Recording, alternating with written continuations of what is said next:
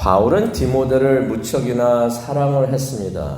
그것을 우리가 어떻게 알 수가 있냐면요. 디모데를 부를 때 내 아들아 라고 부르죠. 아들같이 사랑했던 것을 우리가 알 수가 있는데, 이제 바울이 가만히 보니까 자신은 이제 곧 죽게 되는 것을 알고 있었습니다.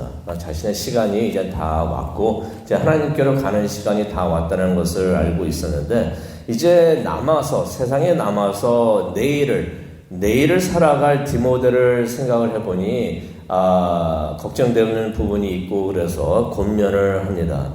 하나님께서 바울에게 미래를 볼 수 있는 은사를 주셨는데요. 그래서 말세에 대해서 이야기를 합니다. 3장 1절에 보면은 말세에 대해서 이야기를 하는데요. 말세가 보였던 것입니다. 말세에는 세상이 어떻게 될 것이라는 것을 볼 수 있도록 하나님께서 눈을 열어주셨는데요. 말세는 어떻게 하는가? 세상이 무척이나 악해지는 것을 바울이 보게 됩니다. 그래서 바울이 디모데에게 3장을 쓰면서 그 악한 세상에서 살아날 수 있는 방법, 그 악한 세상에서 승리할 수 있는 방법을 알려줍니다. 근데 지금 우리가 바울이 말한 그 말세에 우리가 지금 살고 있습니다. 그러니 바울이 디모데에게 해준 그 권면의 말씀이 우리에게 주는 하나님의 권면의 말씀이 되는 줄로 믿습니다. 그래서 오늘 그 내용을 한번 보기를 원하는데요. 일단 3장 1절을 보니까 이런 말씀이 있습니다. 너는 이것을 알라. 말세에 고통하는 때가 이르러. 말세의 모습이 어떠한가 설명을 해주고 있는데요. 말세를 어떻게 표현하고 있냐면은 고통의 시간이라고 말을 하고 있습니다. 괴로움의 시간, 어려움의 시간이라고 말을 하고 있습니다. 무척이나 말세에는 어두운 세상이 될 것이다 라고서 바울이 얘기를 해주는 것입니다. 그래서 우리 말씀을 보게 되면은 우리가 2절부터 5절에 있는 말씀을 보게 되면은 어떻게 어둡고 어떻게 악하게 되는가 우리가 한번 보기를 원하는데요. 첫 번째로 모두가 이기적으로 변한다고 합니다. 사람들이 자기를 사랑하며 자기 중심의 사람들이 된다는 거죠. 자기밖에 모른다는 것입니다. 이기적으로 변한다는 것입니다. 그러면서 돈을 사랑한다고 합니다. 돈이 우선이 되는 것입니다. 돈이 삶을 지배를 한다는 것이죠. 그 사람들이 무엇을 하든지 돈을 위해서 살게 되는 것을 말하고 있습니다. 또 교만해진다고 합니다. 2절 보니까 교만해지는데 자기만 내세우고 자기를 자랑하는 것을 이야기합니다. 그렇게 하다 보니까 남을 무시하겠죠. 2절에 또 보니까 비방이란 말을 합니다. 사람들이 비방한다고 합니다. 다른 사람들에게 폭력적이고 험담을 하는 것을 말하는데요. 또 2절에 보니까 부모와 원수지간이 된다고 합니다. 가족끼리 이제 사이가 멀어지는 것을 말하고 있습니다. 또 2절에 보니까 사람들이 감사할 줄 모른다고 합니다. 은혜를 입어도 이것이 당연히 그렇게 되는 것이라 생각하고 여긴다는 것입니다. 또 2절에 보니까 거룩하지 않다라고 말을 하고 있습니다. 거룩하지 않다는 것은 세상으로부터 분별되는 것을 성경에서는 거룩하다고 표현을 하고 있는데요. 그렇지 않다고 하니까 무엇을 의미합니까? 세상적이라는 것이죠. 세상에 물들어 있고 세상적으로 사람들이 변한다는 것입니다. 또 3절에 보니까 무정하다고 합니다. 사랑이 없습니다. 자비가 없습니다. 또 3절에 보니까 원통함을 풀지 않는다고 합니다. 원통함을 풀지 않는다는 것은 화해가 없다는 거죠. 용서를 안 한다는 것입니다. 12절에 보니까 말씀 보니까 모함이 있다고 그러고요. 뒤에서 이제 비방하는 것을 말하고요. 3절에 또 보니까 절제가 없다고 말을 하고 있습니다. 스스로 통제를 못하는 것이죠. 무슨 일이 있는데 참지 못하는 것입니다. 또 3절에 보니까 사납다라고 말을 하고 있습니다. 사나워진다. 사람들이 난폭해진다. 적대적이다라고 말을 하는 것입니다. 또 3절에 보니까 선한 것을 좋아하지 않는다. 선한 것을 좋아하지 않으니까 무엇을 좋아하겠습니까? 악한 것을 좋아하겠죠. 4절에 보니까 쉽게 배신을 한다라고서 표현을 하고 있습니다. 사람들이 신실하지 못하게 된다는 것입니다. 신실한 사람들이 없어진다는 것이. 또 4절에 보니까 조급해한다고 합니다. 이 말은 경솔함을 말하고 있고요. 무모함을 이야기하고 있습니다.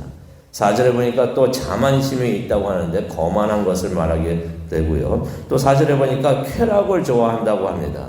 하나님보다 쾌락이 우선순위에 두어진다는 것입니다. 5절을 보니까요, 이런 말씀이 또 있습니다. 경건의 모양은 있으나 경건의 능력은 부인한다라고 말을 하고 있는데요. 어떤 모습이냐면은 경건하게 보이는 사람들이 있다고 하는데 속은 전혀 그렇지 않다라고서 말을 하고 있습니다. 말세에는요, 종교들이 있습니다. 종교들이 있는데 그 종교들이 경건하지가 못하고 겉과 속이 다르다는 것입니다. 경건함이 있지만 그것이 거짓이라는 것이에요. 그런데 솔직히 이런 일들, 우리가 좀 읽다 보니까 이런 일들이 벌써 이미 우리 곁에서 이루어지고 있는 것을 우리가 보게 되는데요. 솔직히 바울이 디모데에게 이런 말을 했을 때도 벌써 이런 일들이 시작이 됐었습니다. 그래서 바울이 5절에 그런 말을 하죠. 너는 그런 사람들을 멀리하라. 이미 디모데 곁에도 이런 사람들이 있기 시작했기 때문에 바울이 그런 사람들을 멀리하라라고서 말을 하고 있습니다. 그런데 참 불행하게도 시간이 갈수록 세상이 좋아졌으면 좋겠는데 시간이 갈수록 세상이 점점 악해지는 것을 우리가 볼 수가 있고 또 바울이 그렇게 되는 것을 말하고 있습니다. 그러면서 이제 이러한 어두운 세상에서 살아남는 방법이 있는데 이 악한 세상을 이기고 승리하는 방법에 대해서 말을 해주고 있습니다. 10절을 가게 되면은 한국어 성경에는 그 단어가 빠져 있는데요. 원본 성경에는 그러나라는 말씀이 있습니다. 그러나 반전이 있습니다. 세상은 이렇게 되지만은 그러나 너는 하면서 바울이 이야기를 하는데요. 이 악하고 어두운 세상을 이길 수 있는 방법을 알려줍니다. 승리할 수 있는 방법을 알려줍니다. 세상은 시간이 갈수록 이렇게 악해지지만은 그러나 너는 하면서 여기서 구원받을 수 있는 방법을 알려주는데요. 우리가 크게 두 가지를 한번 보도록 하겠습니다. 첫 번째는요. 나를 통해 본 것을 기억하고 배워라 라는 말씀을 10절부터 말씀을 해 줍니다.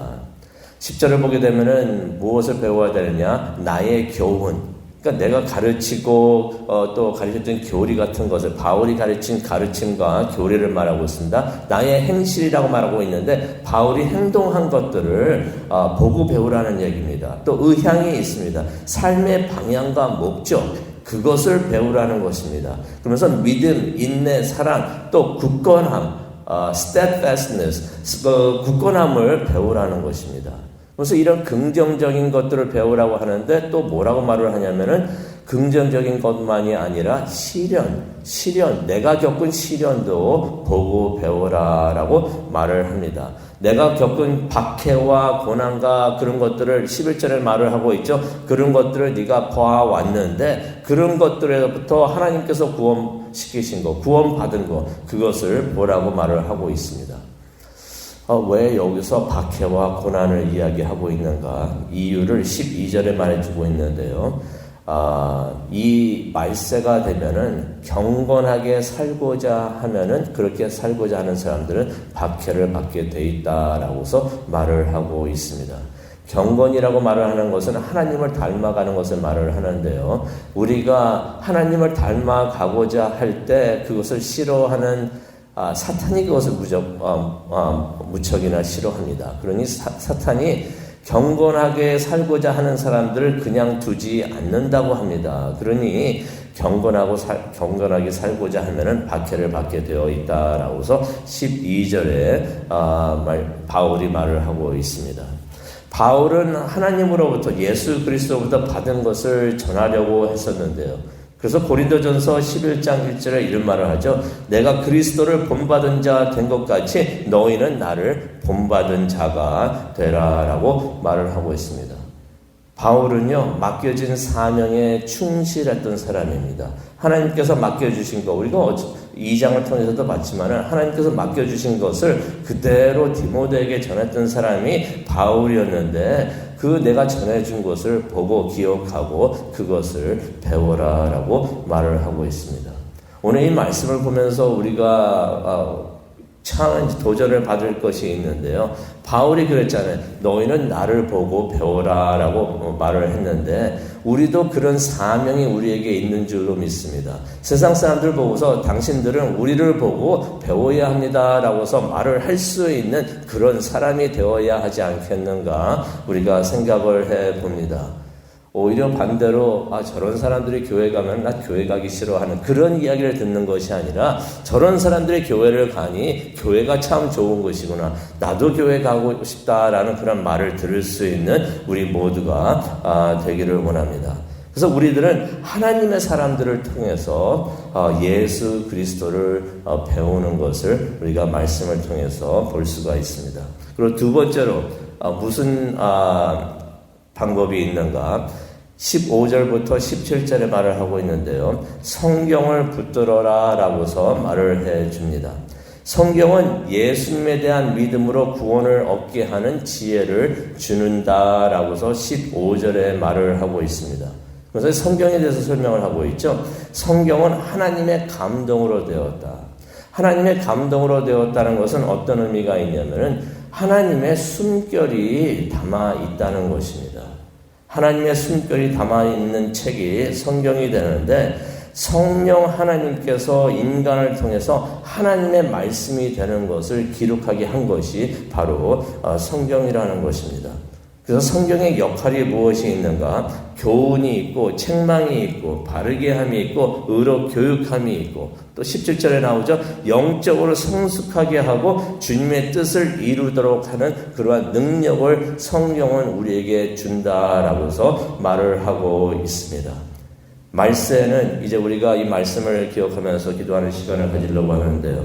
말세는 세상에 악이 가득하고 영적으로 어두워진다라고서 하나님께서 바울을 통하여 예언을 해 주십니다.